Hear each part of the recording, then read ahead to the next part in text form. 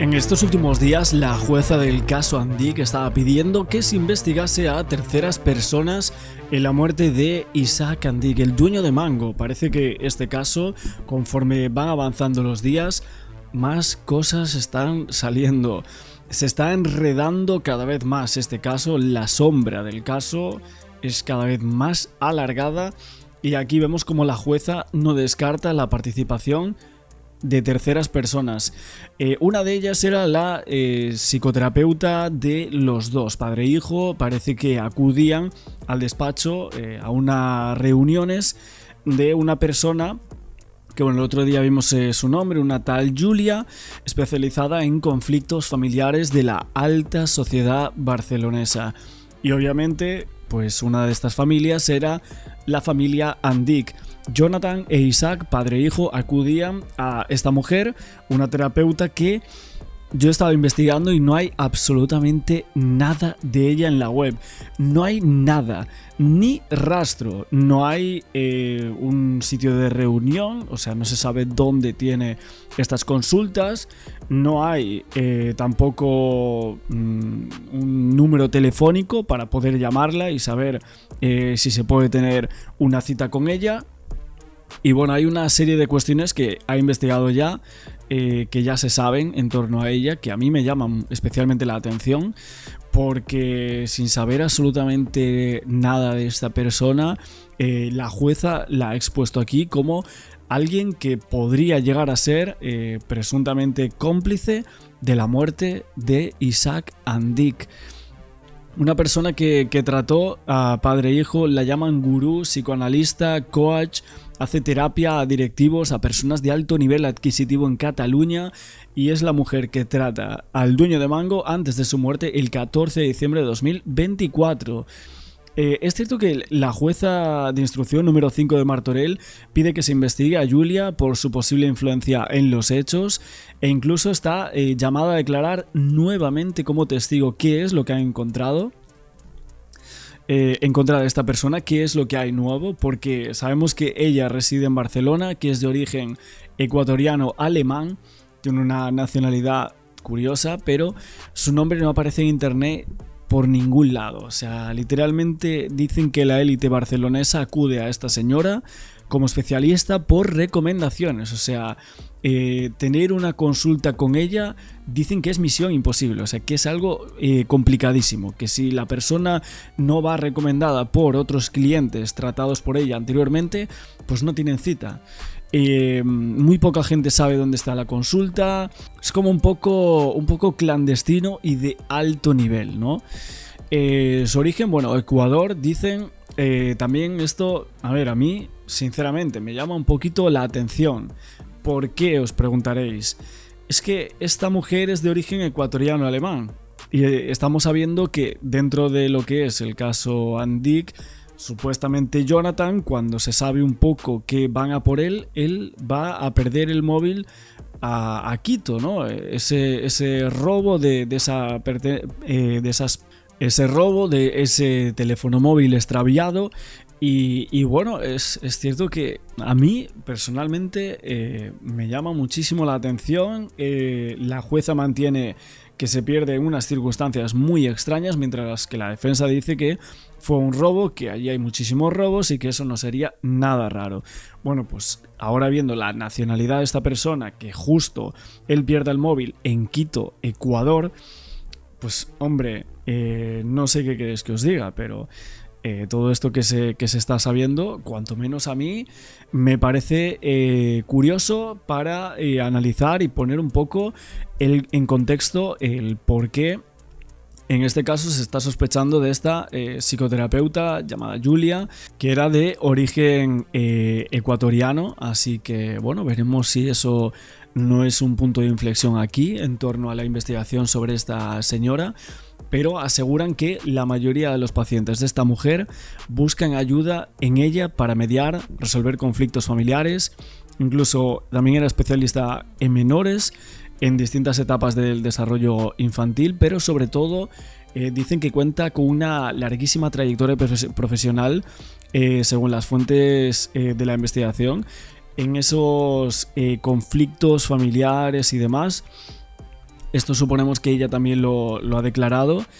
Y es cierto que en el auto de prisión de fianza contra Jonathan and Dick del 19 de mayo se decía que podría ser que Jonathan and Dick tuviese una obsesión con el dinero y que esta psicóloga hizo que Isaac and Dick se viera obligado a aceptar esa propuesta de darle una cantidad de dinero ingente a su hijo para continuar teniendo una buena relación con él, ¿no?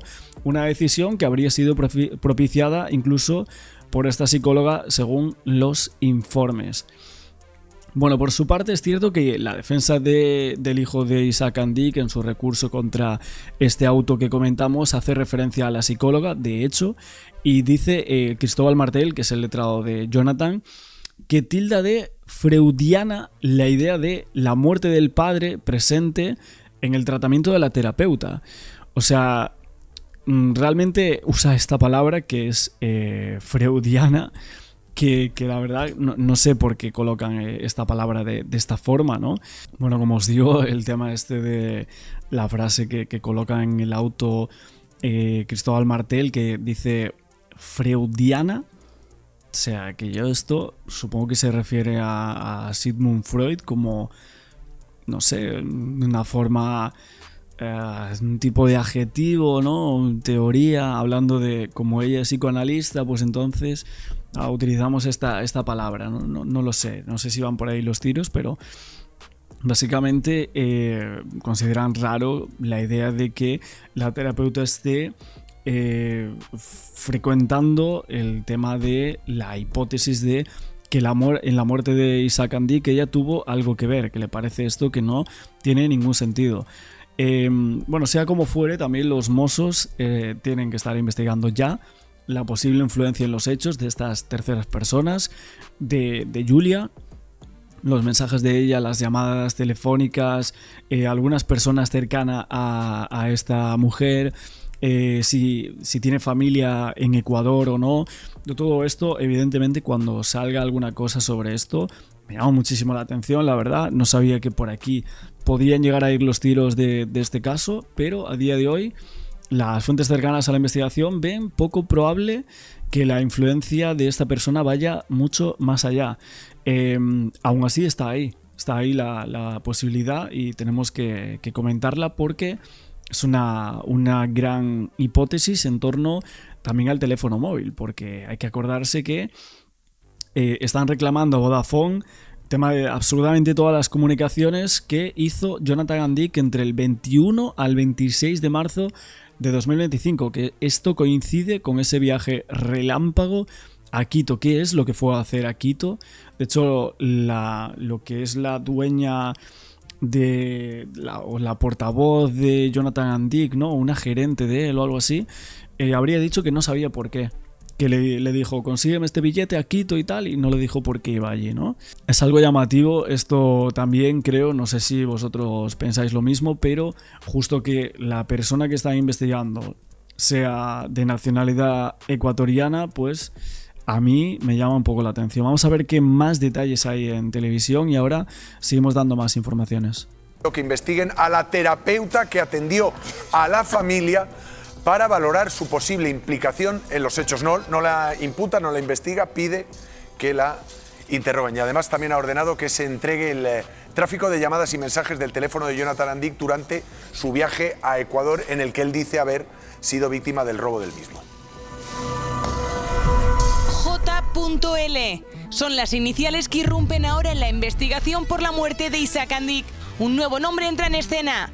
Por primera vez la jueza pone el foco en una posible tercera persona y señala a la terapeuta que trató durante años a la familia and Dick.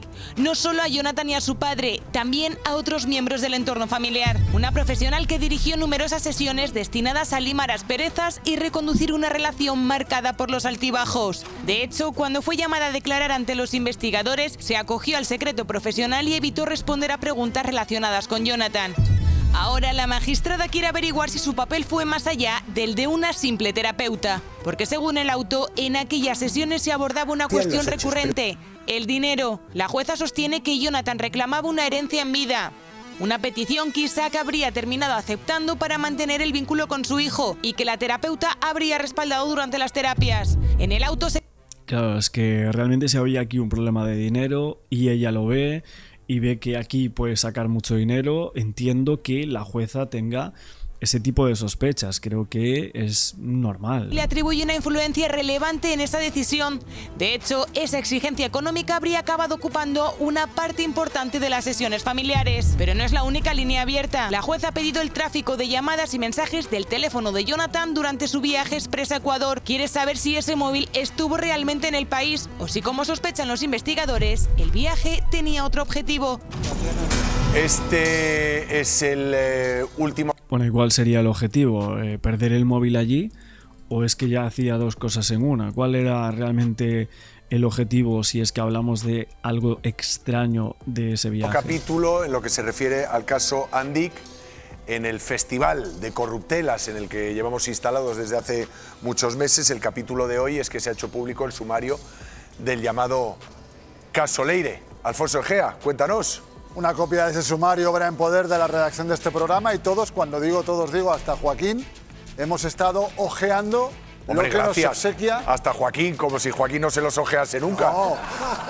Joder. Como si Joaquín fuera un vago. Ojalá que no está el fin de semana pasado, el anterior, con los dos tomos de la UDEF, por lo del caso Zapatero. Más vago Es que la verdad, chaqueta de es un guardia. No soy vago. A ver, Es verdad. Operación PSOE.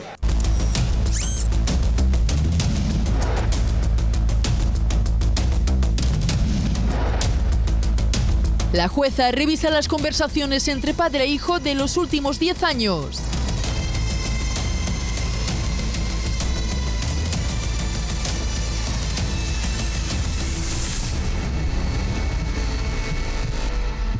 Bueno, al menos la psicoterapeuta parece que hizo, en este caso, que fuesen a pasear por esa montaña después de 10 años sin hacerlo en ningún momento. ¿Cómo lo estáis explicando?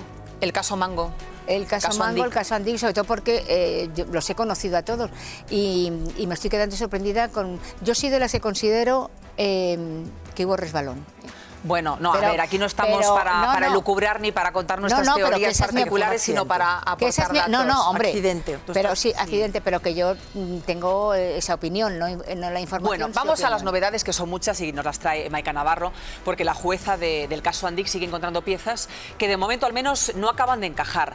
Mientras investiga el papel de la terapeuta de la familia, ha pedido información a las operadoras de telefonía para averiguar si había alguien más en la zona el día de los hechos. Además, ha revisado 10 años de comunicaciones entre padre e hijo para comprobar cómo era realmente su relación. ¿Quién estaba en la montaña de Montserrat el día que murió el fundador de Mango? Es una de las cosas que intenta averiguar la juez que instruye el caso. Hasta ahora sabíamos que Isaac Andik y su hijo Jonathan paseaban por aquí el 14 de diciembre de 2024, pero ¿había alguien más? Para averiguarlo, ha pedido... Bueno, lo raro también era lo de los escoltas, ¿no? O sea, ese día, por lo que sea, no había ningún escolta, o sea, de ninguno de los dos lados. información a las 6 operadoras de telefonía que dan cobertura a la zona del suceso. Pero hay más incógnitas por resolver. ¿Por qué Jonathan no llamó a su padre cuando le perdió la pista en el sendero? Asegura que escuchó un ruido y este desapareció. Después pasaron 4 minutos y 34 segundos de silencio hasta que llamó primero a la pareja de su padre y no a emergencias. Algo que no cuadra para los investigadores. Una tragedia en una excursión, recordemos, propuesta por el propio Jonathan. ¿Por qué quería ir a pasear? Alegó que era una actividad familiar habitual, pero no. Hacía 10 años que no salían a pasear juntos. De hecho, la ruta estaba prevista para el día anterior. A ver, si dijo habitual, es raro. O sea, es que realmente todo vamos basando contradicciones, relatos que parece que no encajan del todo en torno a lo que dijo Jonathan en sus declaraciones. Bueno, es que al inicio había dicho unas cosas que, bueno, los medios de comunicación empezaron a decir. Menudas contradicciones ha tenido el hijo de Isaac Andik. Nosotros nos preguntábamos, ¿pero cuáles son esas contradicciones? ¿Por qué la están poniendo de manifiesto de una forma tan elevada. Y se suspendió porque Isaac tenía una cena importante. Esto tampoco les convence. ¿Qué relación tenían padre e hijo en el momento del suceso? La juez quiere saberlo con exactitud. Por eso, ha pedido los registros de sus conversaciones durante los últimos 10 años. El foco está centrado en sus enfrentamientos por el dinero y por la herencia. Sobre esto, sabe mucho la famosa terapeuta familiar, que les podría haber influenciado en decisiones importantes. Ahora, es a ella la que investigan los Mossos para saber si participó de manera directa o indirecta en los hechos. Efectivamente, el auto es bastante revelador, al menos desde el punto de vista periodístico. Sí. Maika Navarro lo tiene aquí. Aquí está. Lo ha traído a Vamos a ver. Bueno, Y decimos, Maika, que la jueza está descubriendo nuevas pistas, informaciones que de momento no acaban de encajar.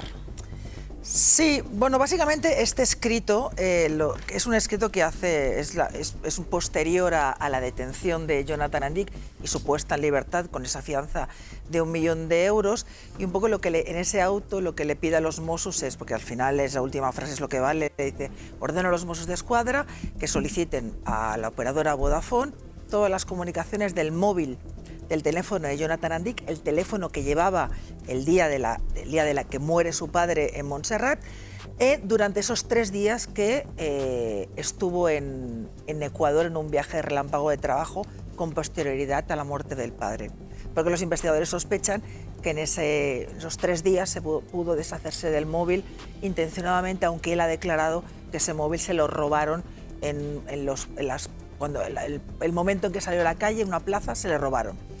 Entonces, lo que ocurre es que en este escrito lo que hace la magistrada es hace un resumen de toda la investigación, y a los periodistas de sucesos, que no hemos visto ninguno el atestado, porque el sumario no lo suelta ni los investigadores, ni la fiscal, ni la jueza, ni la defensa, porque a nadie le interesa soltarlo, y pues además se sigue trabajando. Pero hay un resumen muy específico de los indicios principales. Claro, ¿sabes que esos autos que haces un corte y pega con un recordatorio de todo lo que tiene? Entonces, claro, ayer nos iluminamos porque empezamos a ver un poco, entendimos un poco mejor cuál había sido el trabajo policial en esos 14 meses. ¿Cuál ha sido el mapa de los Mossos de Escuadra? Exacto. Y las conclusiones a las que ha llegado la jueza?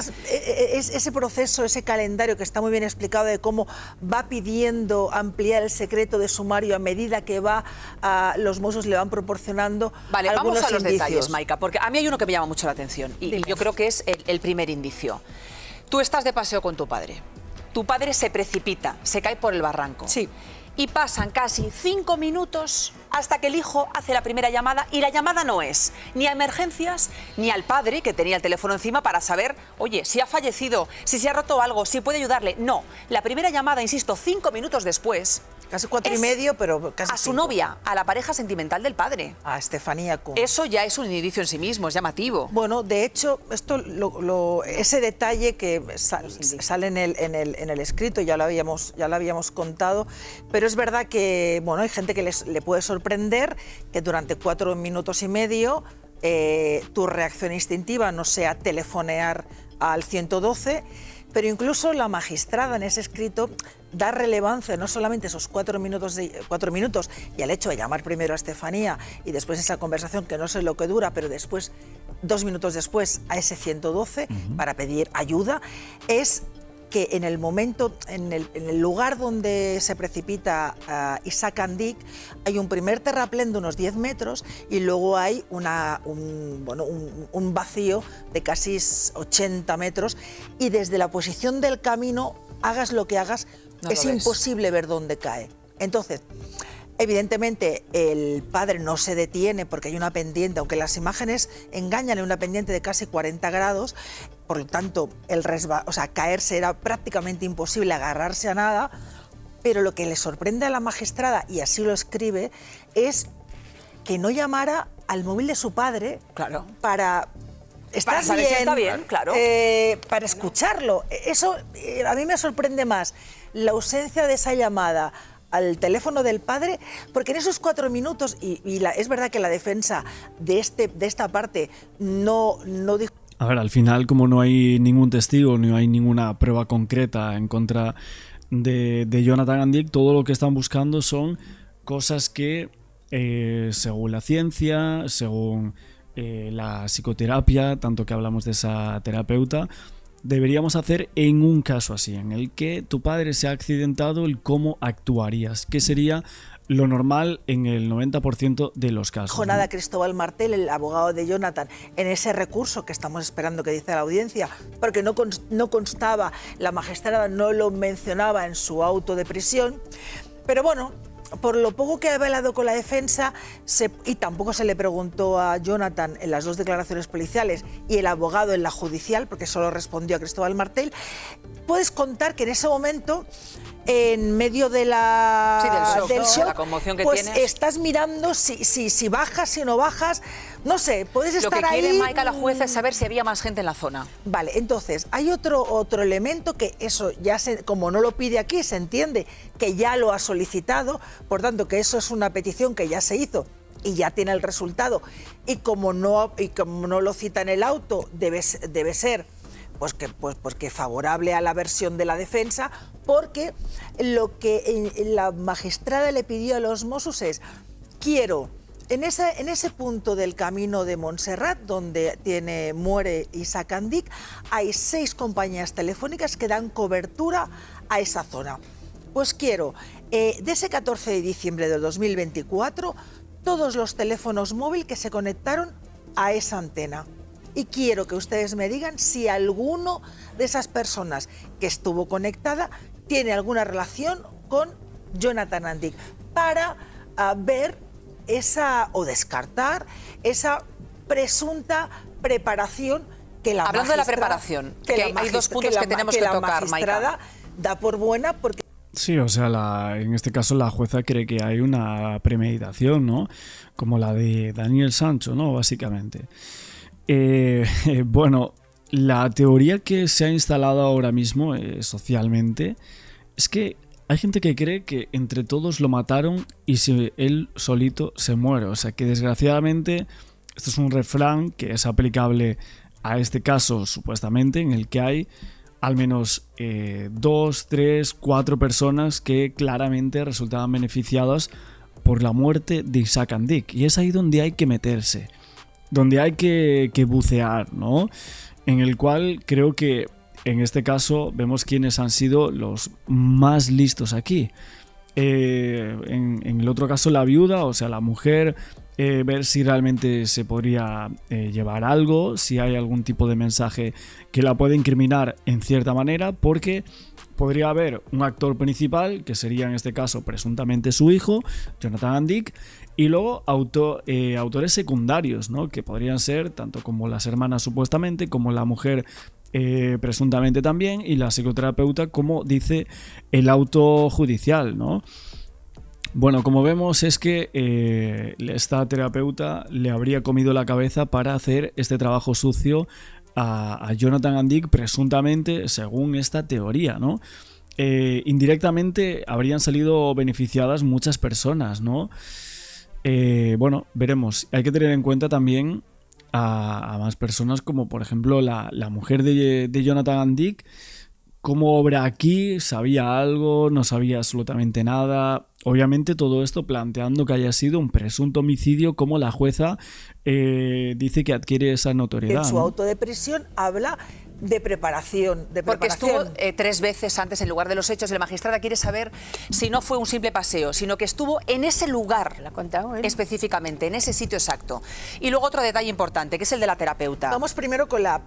Es verdad que para la magistrada, y la magistrada hace suyos los escritos de los investigadores y también de la tesis que también defiende la fiscal. La jueza lo tiene clarísimo.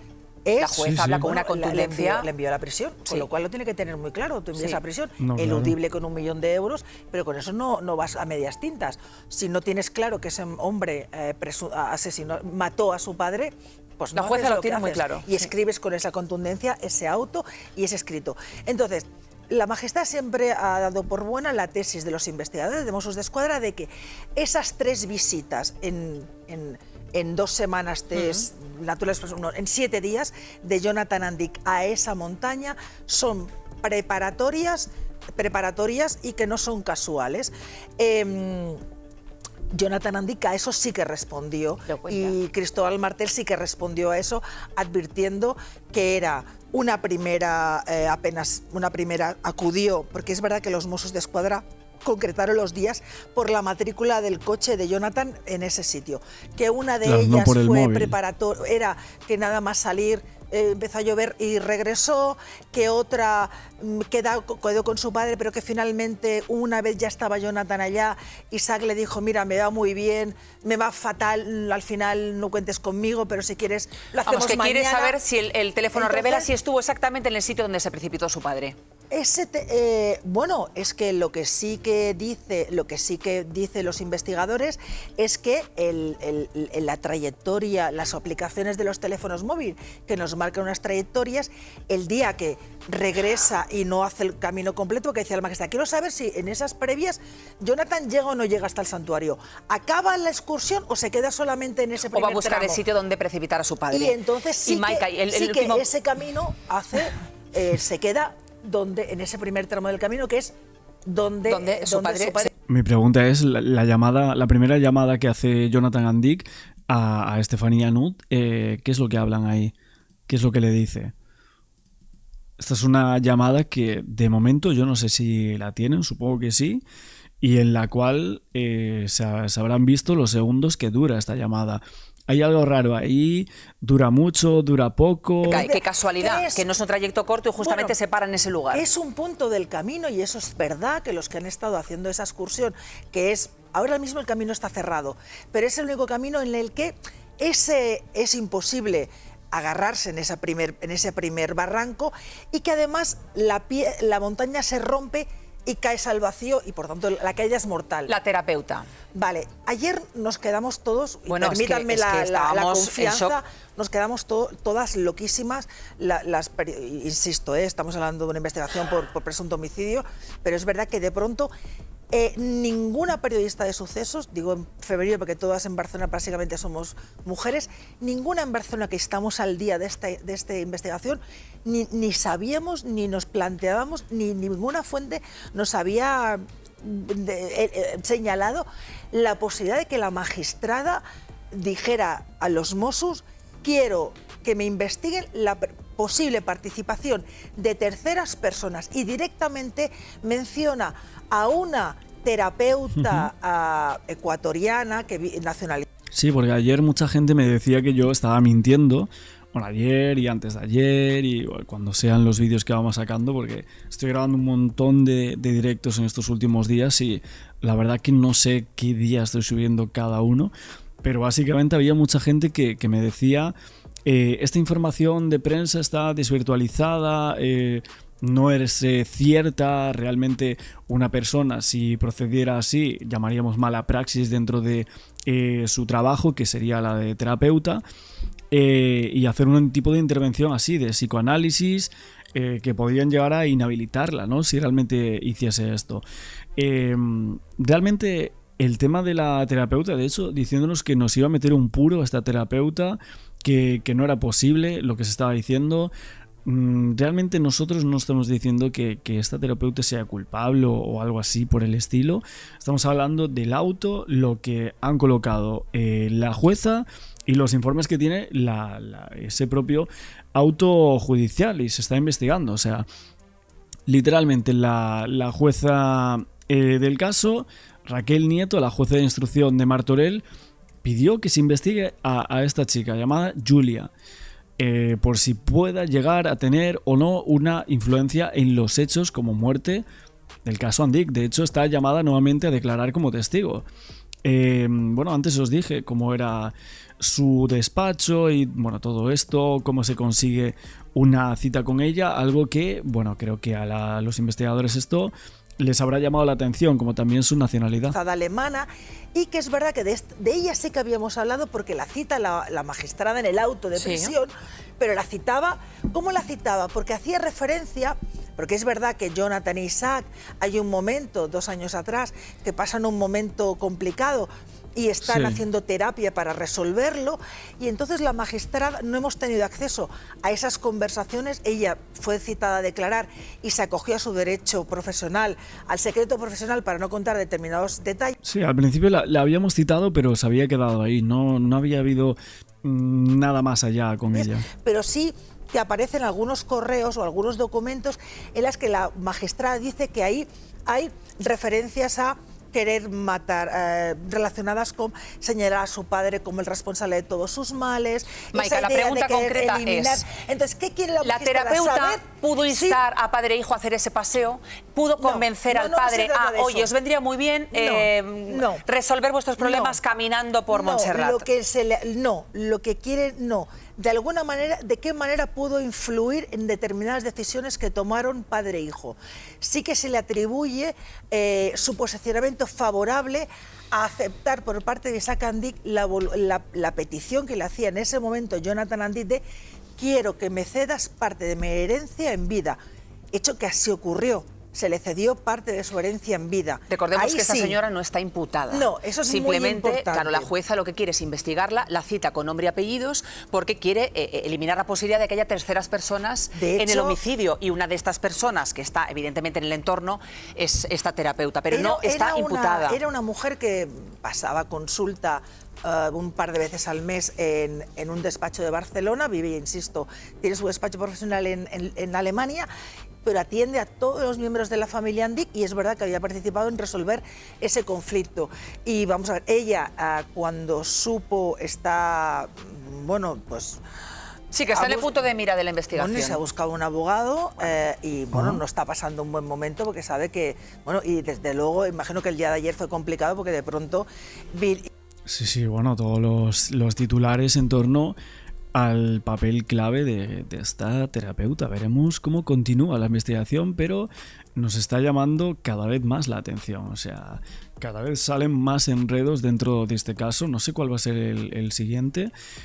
Y es que como está parte del sumario del caso está sin filtrar, pues hay muchísimas cosas que no sabemos y que vamos conociendo poco a poco. Así que, no sé qué pensáis de todo esto. Toda la opinión de Maika Navarro, que también es una experta en este caso, con muchísima información, todos los periodistas de Barcelona. Como siempre nos quedamos hoy aquí, muchísimas gracias por verme, no olvidéis el like, suscribiros al canal con la campana, hypear el vídeo, que me ayuda muchísimo.